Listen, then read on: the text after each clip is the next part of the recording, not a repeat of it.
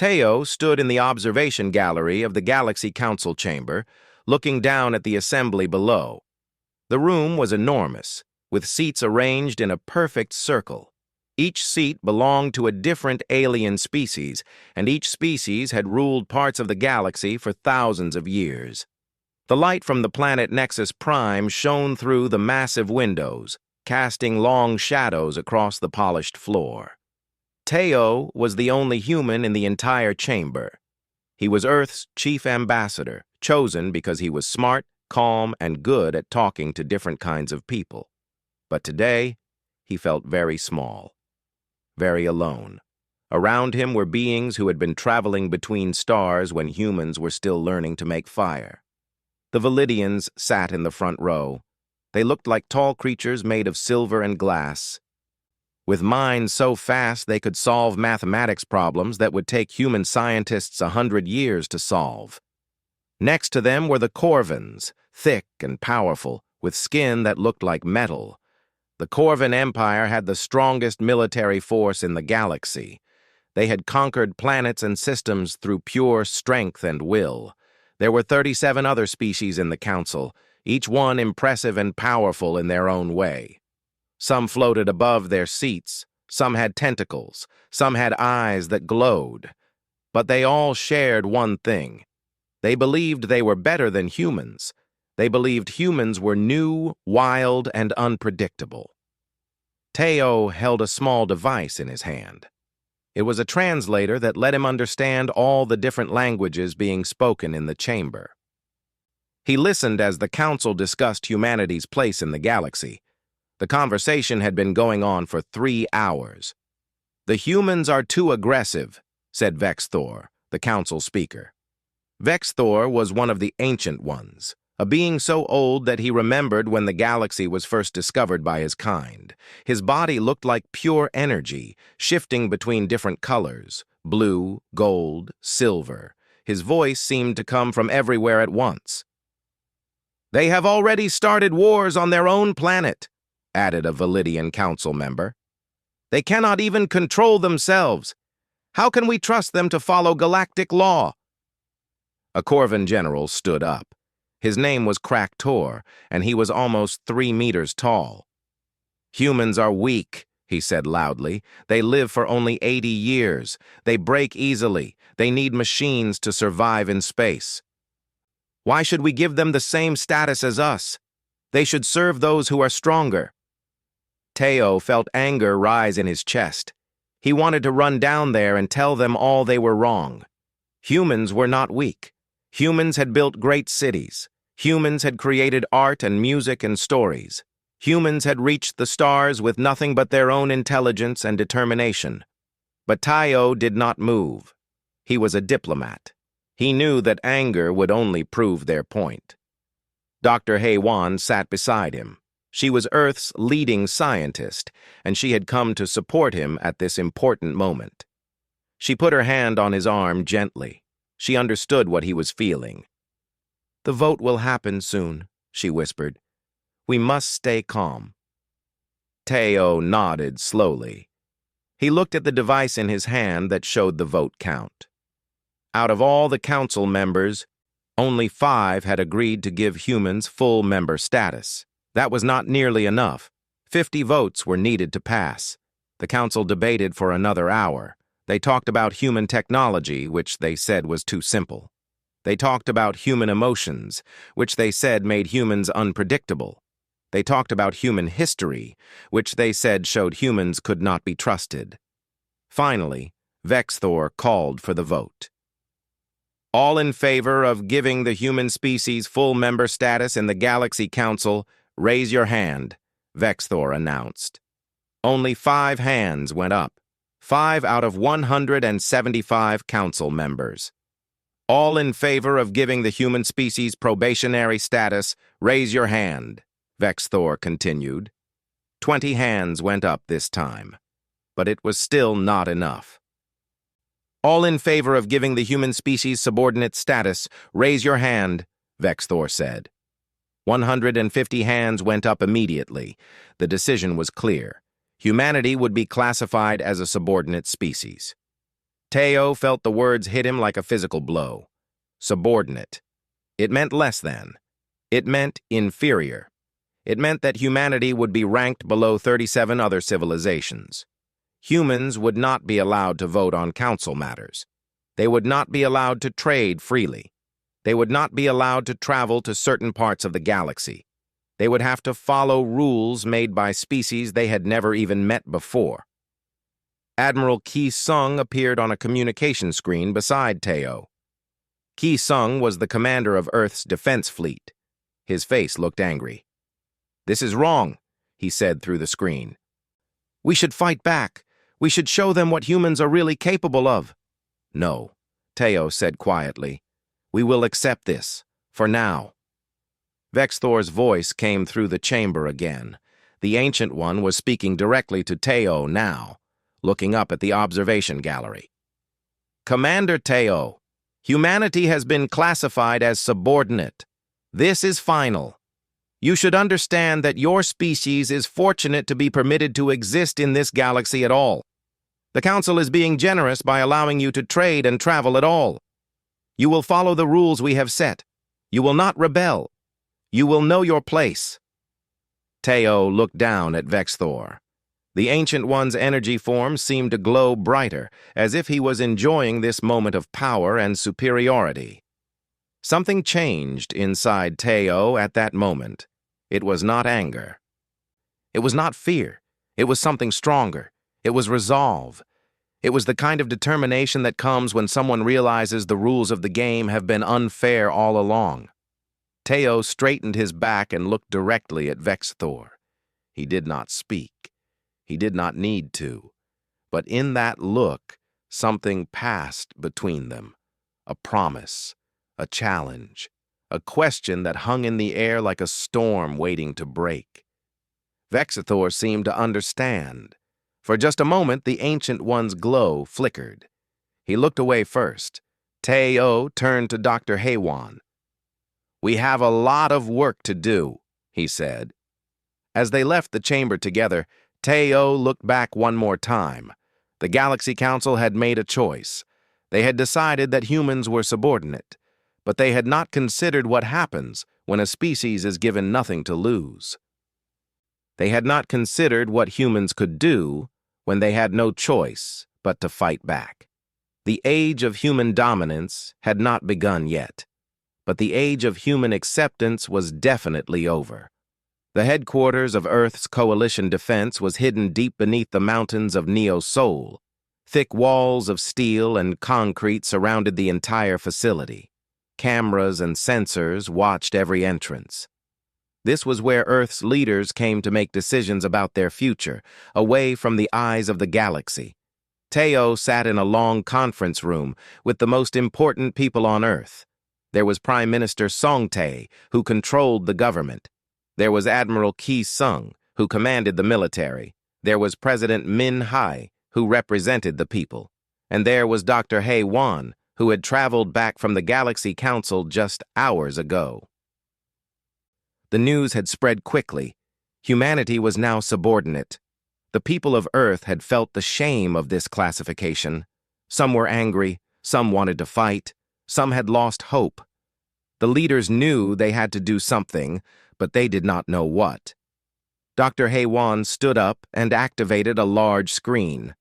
Charts and graphs appeared, showing different information about human behavior and human biology.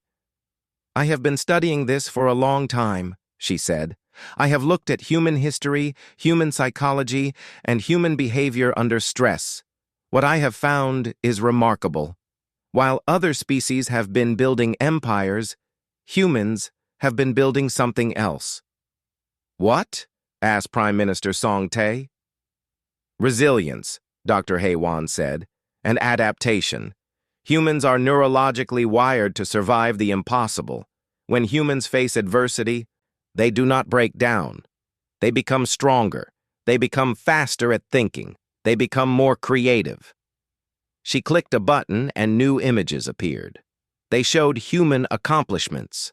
Humans had created medicines that saved millions of lives. Humans had built machines that could fly. Humans had created art that touched the hearts of everyone who saw it. Humans had done all of this while fighting constant wars, facing disease, and struggling against nature. "The Council thinks humans are weak," Dr. Haywan continued, "but they are measuring us with the wrong measurements. The Validians are superior at mathematics because they were born that way. The Corvins are superior at warfare because they are larger and stronger. But humans are superior at something the Council has never understood: innovation under impossible conditions." Admiral Kisung leaned forward. "Are you saying we can beat the Council?" "Not beat them," Dr. Haywan said, "but we can surprise them. And that is the first step to changing their minds." Teo stood up and walked to the window. He could see the city of Neo Sol below, filled with millions of humans living their lives. They did not know that the future of their entire species was being decided in this room. "The Council will be watching us," Teo said. "They will expect us to either rebel immediately or accept their decision. We will do neither. We will do something they cannot predict." "What?" asked President Minhai. "We will appear to obey," Teo said. "While secretly, we will build something new. Something powerful, something that will make the Council regret every word they said about us." Engineer Park Min was brought into the meeting. Park Min was the brightest young engineer on Earth. He was only 28 years old, but he had already created inventions that amazed the greatest minds in the world. When he heard what the Council had done, his eyes burned with determination.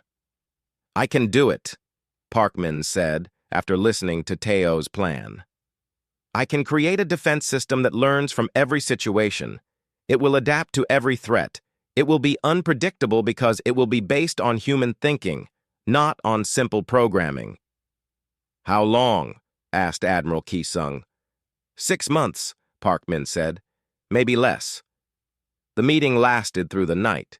By the time the sun rose over Neo Sol, a plan had been made. It was called Echo Protocol.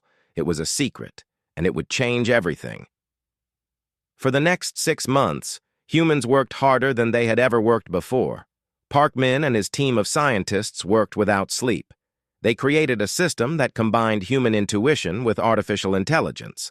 The system could think like a human, but faster. It could predict enemy movements before the enemy even planned them. It could adapt to new weapons in seconds. It could defend against any known attack in the galaxy.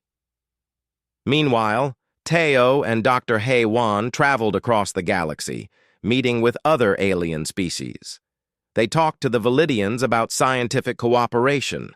They discussed trade with the Corvins. They negotiated with smaller species, always appearing to respect the subordinate status that the Council had given to humans. But secretly, they were doing something else. They were learning. They learned the weaknesses of the Council's military forces. They learned the politics of different species. They learned that many aliens were unhappy with the Council's way of ruling. They learned that many aliens had been classified as subordinate, just like humans.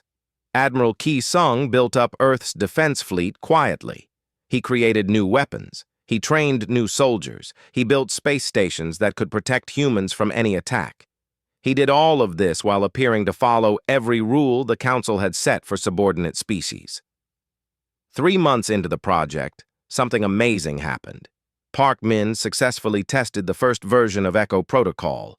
He ran it through a simulation of combat. The system was given a fake enemy fleet, a fake spaceship, and fake weapons. What happened next shocked everyone in the room. Echo Protocol did not just win against the enemy fleet. It destroyed the enemy fleet so completely that the Council's own weapons seemed useless. The enemy fleet made 40 different attack patterns, and Echo Protocol predicted all of them. The enemy fleet tried 40 different evasion tactics, and Echo Protocol countered every single one. When the test was finished, the entire enemy fleet had been eliminated, and Echo Protocol had not even taken serious damage. The system had not just won, it had won perfectly. It had won so completely that it seemed impossible. Parkman looked at the data on his screen and smiled. "We are not subordinate," he said quietly. "We were never subordinate. The council was just too blind to see it." Dr. Haiwan called Teo with the news. Teo was on a space station far from Earth negotiating with a Validian trade representative. When he heard about the Echo Protocol test, something shifted in his mind. Humanity's future was no longer uncertain. Humanity's future was now in their own hands. By month 6, Echo Protocol was complete. It was fully operational. It was ready to defend Earth against any attack. Park Min had created something the galaxy had never seen before. He had created a system that could think like a human, and that made it more powerful than any weapon the galaxy possessed. Teo stood in Park Min's laboratory, looking at the screens that showed Echo Protocol running. The system hummed with power, waiting for the day it would be needed. "The Council will never see this coming," Park Min said. Teo nodded. The Council had made a choice when they classified humans as subordinate. They had not realized that they were giving humans permission to become something greater. The classification meant humans had nothing left to lose. And when you have nothing to lose, anything becomes possible. The galaxy had no idea what was coming. The age of human subordination was about to end. And it would end not because humans fought the Council, but because humans had finally found what they were truly capable of. The Council had wanted to keep humans down, but instead they had accidentally created the spark that would light humanity's greatest fire. The Corvan Empire did not like to wait. They did not like to follow rules. They especially did not like that the Galaxy Council had classified humans as subordinate, but had not given the Corvans permission to do whatever they wanted with them. But Kraktor, the Corvan general, had an idea. He would test humanity himself. He would see if these weak humans could really defend themselves, or if they were as inferior as the Council had said. Kraktor ordered an attack on 3 human mining colonies on the outer rim of space. These colonies were small, with only a few hundred humans each. They were mining rare elements that the Corvans wanted for their war machines. The Corvans sent ships to seize the colonies, capture the humans, and steal the minerals. The attack came without warning. Fast Corvan attack ships descended on the first colony. The humans there had no time to run. They had no time to call for help. The Corvans took everything of value and forced thousands of humans into slave camps. When the news reached Earth, the entire planet went silent. This was the moment everyone had feared. The moment when the larger species would try to dominate them. Teo was in a meeting with Prime Minister Songtae when the alert came through. He felt anger, but he also felt something else. Opportunity. "We can activate Echo Protocol," Admiral Ki Sung said immediately. His voice came through the communication system, filled with intensity. "We can attack the Corvans. We can destroy their ships and force them to free the humans." Teo shook his head. "No," he said. "We will do something smarter. We will appeal to the Galaxy Council first. We will ask them for justice." "The Council will do nothing," Prime Minister Songtae said. "They are the ones who created this situation by making us subordinate." "Exactly," Teo said. "And when they refuse to help, it will prove to the entire galaxy that the system is broken. That is when we will act." Teo sent a message to the Galaxy Council. He asked them to demand that the Corvans release the humans and return the stolen minerals. He asked them to punish the Corvans for their illegal actions. He made the request formally and respectfully, as any subordinate species should. The Council debated for 2 days. Then they announced their decision. They would send a message to the Corvan Empire asking them to release the humans. But they would not punish the Corvans. They would not demand immediate action. The Council said this was an internal matter between species and that subordinate species should handle their own problems when possible. The refusal was expected, but it still hurt.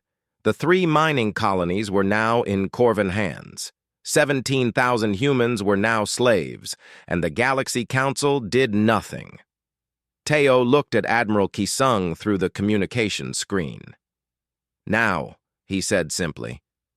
The Corvan slave ships were traveling through deep space when Echo Protocol engaged for the first time. Admiral Kisung had positioned human warships in secret locations throughout the sector, waiting for this moment. They had hidden their heat signatures and their energy readings. The Corvans had not seen them. When the attack came, it did not come with force. It came with intelligence. Echo Protocol predicted the exact path the Corvan ships would take. It calculated the exact moment when all Corvan ships would be in the worst position to defend themselves. It analyzed every known Corvan weapon system and found the gaps in their defenses. Then it told the human fleet exactly what to do. The human ships did not attack the Corvan warships directly. Instead, they disabled the Corvan ships by attacking specific systems that Echo Protocol had identified as critical. First, the enemy's communication systems went down. Then their engines began to fail. Then their weapons systems stopped responding. Corvan soldiers ran to their weapons and tried to fire at the human ships. But by the time they aimed, the human ships had already moved to locations Echo Protocol had calculated they would need to reach. The Corvans fired into empty space while the human ships circled them like hunters stalking prey. Kraktor stood on the bridge of his command ship and watched his fleet fall apart. This was impossible. The humans were supposed to be weak. The humans were supposed to have primitive technology. But what was happening was beyond anything he had ever seen.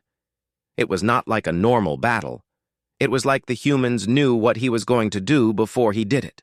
Within 30 minutes, the entire Corvan strike force had been completely neutralized. Not one human ship was destroyed. Not one human soldier was killed. The Corvans had expected to capture humans. Instead, they had been trapped. Admiral Kisung transmitted a message to the Corvan ships. "Release the human prisoners immediately. Surrender all stolen materials. Leave this sector of space. Do all of this now, or Echo Protocol will finish what it has started." The Corvan general stared at the message in shock. Somehow, these weak humans had not only defeated him, they had defeated him so completely that he had no choice but to obey. The human prisoners were released. The stolen materials were returned. The Corvan ships jumped into hyperspace and disappeared. When the news reached the Galaxy Council, the entire chamber went silent. The Corvans, one of the most powerful military forces in the galaxy, had been defeated by humans. Humans who were supposed to be subordinate. Humans who were supposed to be weak. Vexthor looked confused. "This is not possible," he said to the council. "The humans must have used some kind of advanced technology. They must have violated the subordinate species restrictions." "We investigated," said a Validian council member. "The humans did not violate any rules. They used only the weapons a subordinate species is allowed to have, but they used them in ways we do not understand." The news spread through the galaxy faster than any ship could travel. A subordinate species had defeated a council-ranked species. The mythology that had ruled the galaxy for thousands of years was breaking. In the human colonies that had been freed, celebrations erupted. The humans who had been slaves were now free. They had been saved by their own kind. They had watched as the ships of their world defeated the mighty Corvans. But Teo did not celebrate.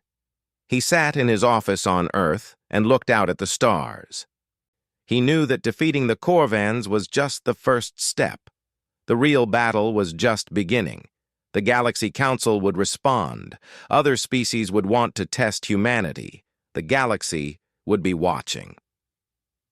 Dr. Haywan came to his office. She sat down in the chair across from him. "What happens now?" she asked. "Now," Teo said, "we wait for the galaxy to realize that everything they believed about us was wrong." Parkman's Echo Protocol had proven itself. It had proven that humans could adapt faster than any other species. It had proven that intelligence and creativity were more powerful than raw strength. It had proven that when humans were given a challenge, they would find a way to win. But more than that, It had proven something else. It had proven that humans could be merciful. They had defeated the Corvins completely, but they had not destroyed them. They had not killed them. They had simply forced them to stop. They had won, and then they had offered the Corvins a chance to leave with their lives. This kind of victory was new to the galaxy. The Corvins always destroyed their enemies. The Validians always dominated their opponents. But humans had shown that you could be powerful and still show mercy. You could be strong and still show restraint. The galaxy would never be the same again. And it was all because the Galaxy Council had decided that humans were subordinate. The Corvins had wanted to prove that classification was correct. Instead, they had proven the Council was completely wrong. The news of the Corvin defeat spread across the galaxy like fire. Every species heard about it. Every planet received the message. A subordinate species had defeated a Council-ranked species. The impossible had happened. But the most important effect of this victory was not what the Galaxy Council felt. It was what the other subordinate species felt. Across the galaxy, there were thousands of species that had been classified as subordinate, just like humans. For millions of years, they had accepted their lower status because it seemed like the natural order of the universe. The superior species ruled, and the subordinate species obeyed. That was how the galaxy worked. But now everything had changed. The Threntil were the first to reach out to humanity. They were a species of small, insect-like beings, very intelligent, but physically weak. For 5,000 years, the Threntil had served the Validians, mining and building and creating things that the Validians claimed as their own.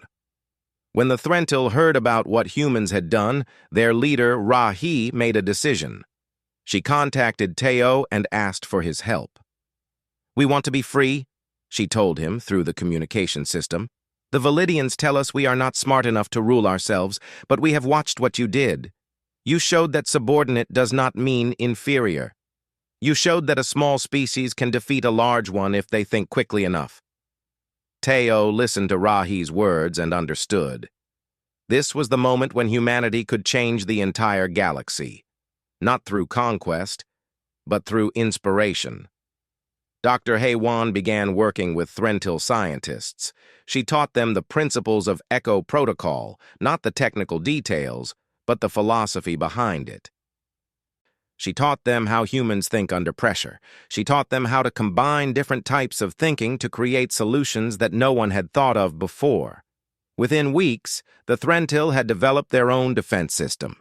It was not as powerful as Echo Protocol, but it was good enough. When a Validian military force came to crush what they saw as an insurrection, the Threntil were ready. They defeated the Validians using tactics the Validians had never seen before. The Validian leadership was shocked.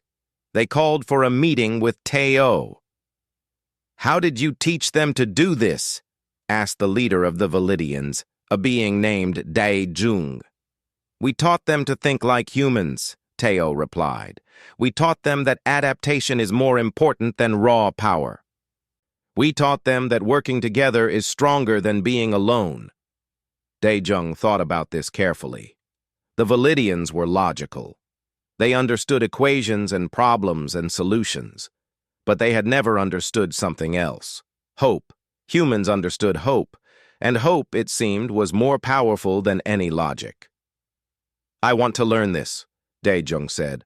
"I want the Validians to work with humans, not against them." This was the moment when the real change began. Not through military victory, but through understanding. Other species began to contact Earth. The Zelak, who were gentle traders, wanted to learn how to defend themselves. The Morthi, who were artists and creators, wanted to learn how to express themselves more freely. The Kesh, who were warriors but tired of war, wanted to learn how to find peace. Teo created a network.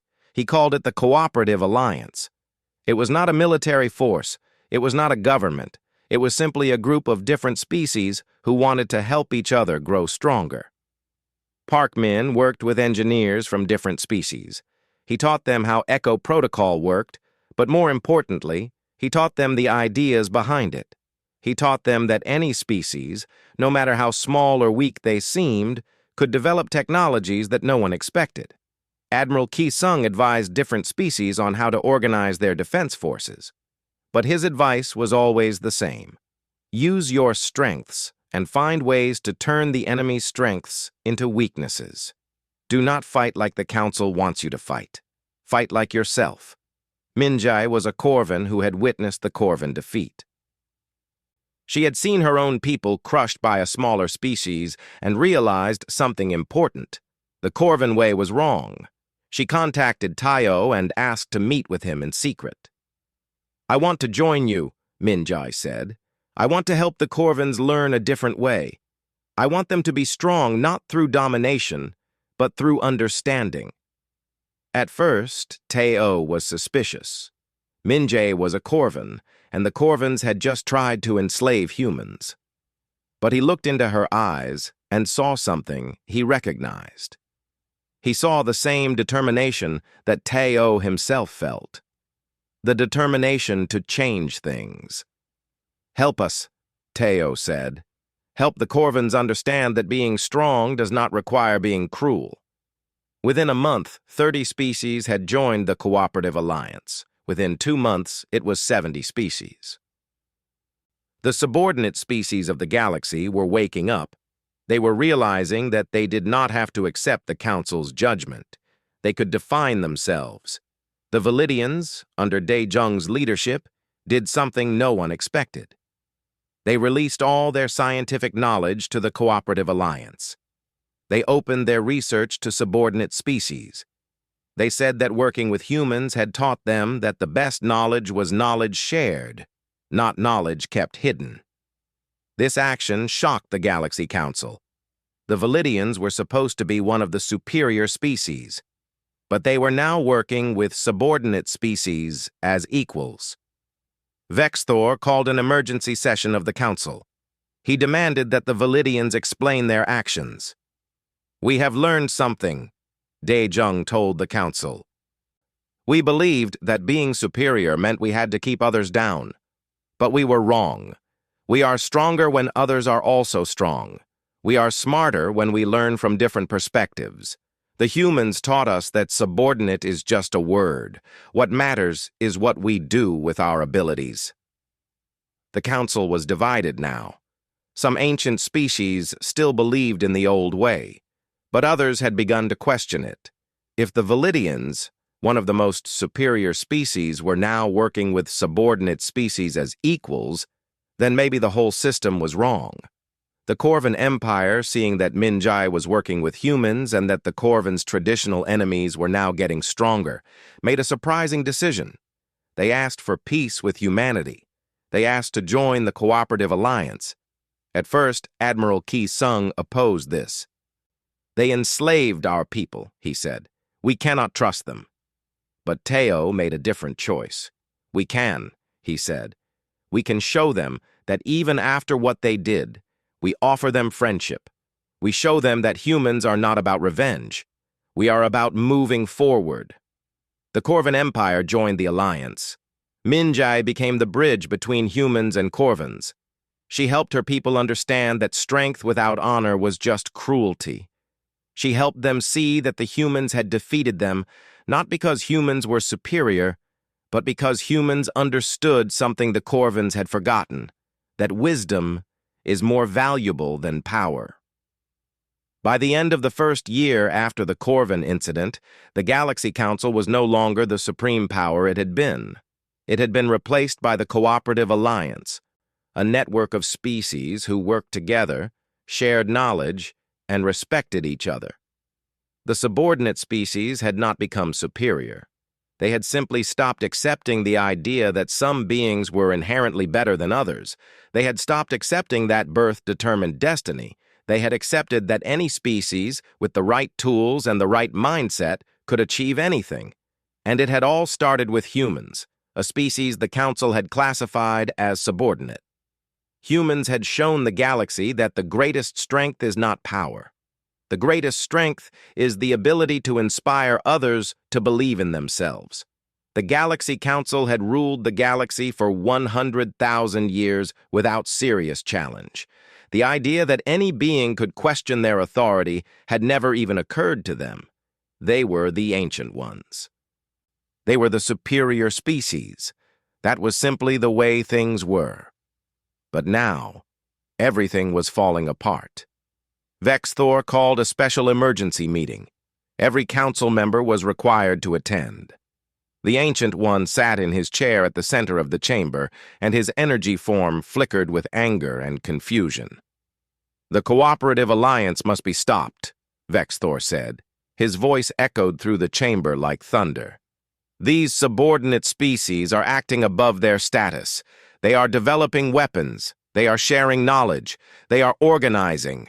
This is rebellion." "What do you propose?" asked a Corvan council member. But his voice was uncertain now. The Corvans knew that their military force might not be enough to stop what was happening. "We will do what we should have done long ago," Vexthor said. "We will crush humanity. We will eliminate them as a threat. Once humans are gone, the other subordinate species will lose their hope. They will return to accepting their place in the galaxy." The council debated through the night. Some species supported this plan. Others did not. The unity that the council had maintained for thousands of years was breaking apart. For the first time, the council was divided on how to handle a crisis. A Validian council member named Dextol stood up. "I must tell you something," he said. "I have been communicating with Daijung, who works with the humans. I have learned that humanity does not want to dominate the galaxy. They want to help other species become stronger. This is not a threat to us. This is an opportunity." "An opportunity for what?" Vexthor demanded. "An opportunity to be part of something greater," Dextol said. "The humans have shown us that the old system does not work. Subordinate species do not remain subordinate forever. They eventually want freedom. The question is whether we will help them find freedom or whether we will fight them." The council chamber erupted in argument. Some council members agreed with Dextol. Others agreed with Vexthor. The Galaxy Council, for the first time in 100,000 years, could not reach agreement. On Earth, Teo received intelligence about the council meeting. He understood what was happening. The council was preparing to attack. They were preparing a military force so large that even Echo Protocol might not be able to defeat it. Teo called a meeting with his closest advisors. Admiral Ki Sung was ready to fight. "We can take them on," he said. "Echo Protocol is ready. We can defend ourselves." But Teo had a different idea. "We will not fight them," he said. "We will talk to them." "They will not listen," Dr. Haywan said. "They will listen if enough voices speak," Teo replied. "The council is divided. Some of them understand that the old way is wrong. We need to give them the strength to choose the right path." Teo prepared a message. It was not a message of threat. It was a message of hope. He addressed not just the Galaxy Council, but the entire galaxy. Every species, every world, everyone. In the message, Teo did not speak about human superiority. He did not boast about the Corvan defeat. He did not demand anything. Instead, he spoke about a future where all species could be equal, where knowledge was shared, where strength was used to protect, not to dominate, where no being would be judged as inferior just because of what species they belonged to. The message was transmitted across the entire galaxy. It reached every space station, every spaceship, every world. It reached the council chambers. It reached the homes of ordinary beings across the stars, and everywhere, beings listened. They listened to a human say something that no council member had ever said, that all species had value, that all beings deserved respect, that the galaxy could be better if everyone worked together. Vexthor watched the message on screens throughout the council chamber. His energy form grew dim.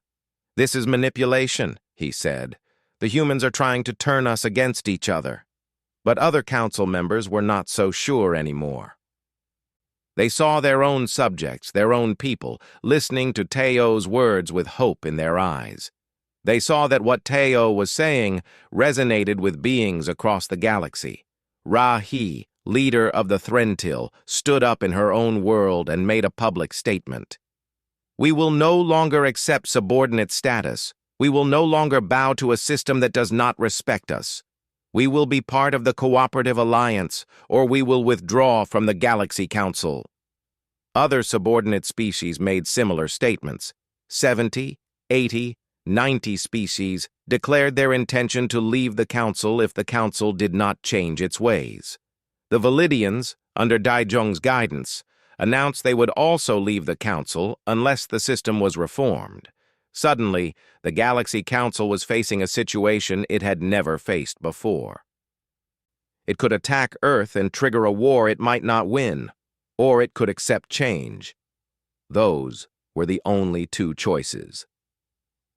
Vexthor looked around the council chamber. One by one, even members he thought were loyal to him were questioning his leadership. Admiral Ki-sung positioned Earth's military forces not for attack, but for defense. If the Council tried to start a war, they would be ready. But Teo was hoping it would not come to that. Teo made an announcement. We invite the Galaxy Council to send representatives to Earth. We will show them what the Cooperative Alliance truly is. We will show them that we are not a threat. We are partners. We welcome them to join us. The boldness of this invitation shocked everyone. Inviting the Council leadership to Earth, where humans had the advantage. It seemed foolish. But Teo understood something about power that Vexthor did not. Real power comes from confidence, not from threats. A group of council members came to Earth. They included Dextol, the Validian who had spoken against war. They included several neutral council members. They even included Kraktor, the Corvan general, who wanted to understand what had changed. When they arrived on Earth, they saw something that shocked them.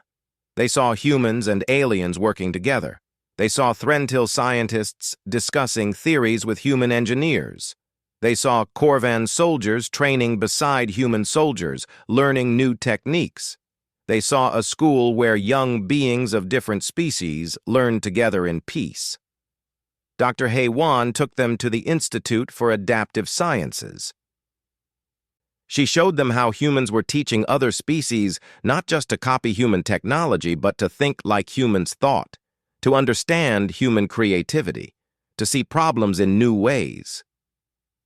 You are indoctrinating them, Dextol said, but he smiled when he said it. We are showing them a different way, Dr. Hei-Wan corrected. The choice to accept it is theirs. Admiral Ki-sung showed them the military forces, but he also showed them something else. He showed them how humans had deliberately not destroyed the Corvan Empire when they had the chance. He showed them that humans could have dominated the galaxy if they wanted to, but instead, they had chosen to build partnerships. Why? Asked Kraktor, the Corvan general. Why would you let us live? Why would you show us how to become strong? Because, Teo said, we do not want to rule the galaxy. We want to save it. We want a galaxy where all species can grow. That requires cooperation, not domination. The council members who had come to Earth returned with a new understanding. When they arrived back at the council chamber, they presented their findings. They told Vexthor and the others what they had seen. The decision was made that day. The Galaxy Council would be dissolved.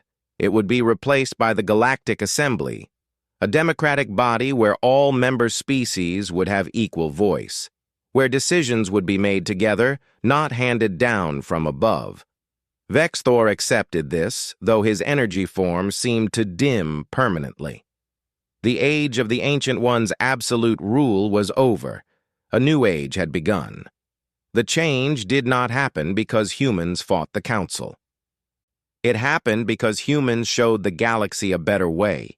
It happened because Teo understood that the greatest power is not the power to destroy, but the power to inspire hope. And the Galaxy Council, The institution that had tried to suppress humans had become the very thing that proved humans were right.